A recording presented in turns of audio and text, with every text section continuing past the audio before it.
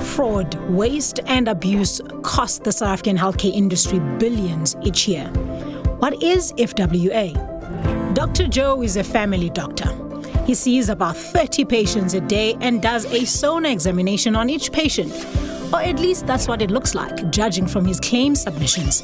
This could be one of three things: fraud, waste, or abuse.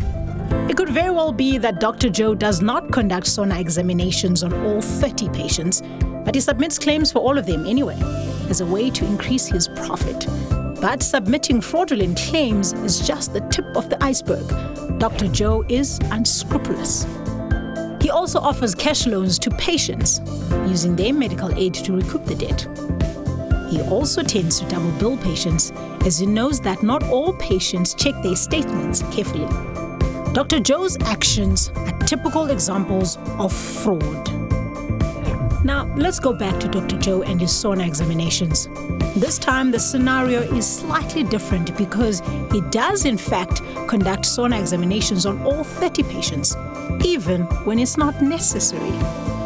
It's this overutilization of a service that results in unnecessary costs, not only to the patients, but the healthcare funder as well. As if that wasn't enough, he also admits patients to hospital when they can easily be treated at home. This is waste.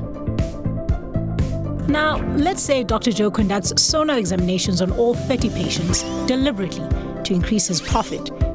Billing for unnecessary services is his bread, butter, and extra jam. Dr. Joe is an expert at manipulating the system. Sometimes he even overcharges patients. He often prescribes medication unrelated to or in excess of the client's condition. Even if Dr. Joe doesn't have criminal intentions, he delivers inconsistent health services and certainly does not adhere to sound medical practices. This is abuse.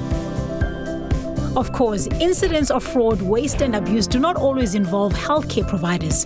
Medical aid members themselves can be involved. For instance, if a medical aid member lets someone who's not a listed beneficiary use their medical aid card, or they try to claim for non-medical items or services, this is fraud. So is submitting false information. Fraud, waste, and abuse cost the South African healthcare industry billions each year. And while we are able to recover a portion of that amount, we know that we can do more to protect the industry.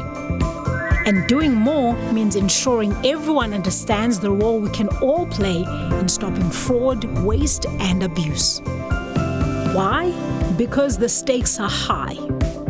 Fraud, waste, and abuse not only drives healthcare inflation, leading to higher medical costs, premiums, and co-payments, but it also diverts significant resources away from necessary healthcare services and can deprive members of some of their health benefits.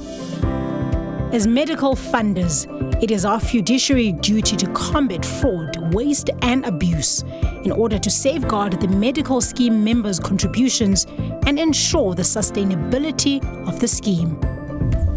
At Medscheme, we take this role seriously and have made significant investments into tools to help us combat fraud, waste, and abuse. These include AI technology and other analytical tools to predict fraudulent behavior. However, we recognize that even with the best technology, we cannot do it alone. It is everyone's duty to fight back against fraud, waste, and abuse, starting with the first line of defense, medical aid members themselves. What can you do as a medical aid member? Check your claim statements carefully and ensure you received the services your service provider is claiming. Make sure your membership card and number are protected. Don't accept cash from a service provider in exchange for a medical aid claim. Report suspicious behavior, and most importantly, if you know about fraud, report it. Fight for what's right. Stand up against fraud, waste, and abuse. It affects us all. Medscheme.